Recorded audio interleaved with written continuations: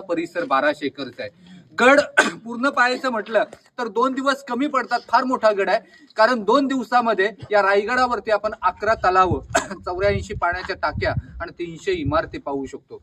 या रायगडाची समुद्र सपाटीपासून उंची आहे 2851 फूट आणि पायथ्यापासून 1375 फुटाची हाईट आहे। म्हणजे रायगड ही आपल्या राजांची दुसरी राजधानी आहे। महाराजांची पहिली राजधानी राजगड हा पुण्यामध्ये येतो, पण या गडाची राजधानी म्हणून निवड का केली? कारण रायगड एकमेव असं डोंगर आहे, या गडाचा पायी मार्ग सोडला तर रायगडाला कुठेही तटबंदीची जरूरत नाहीये।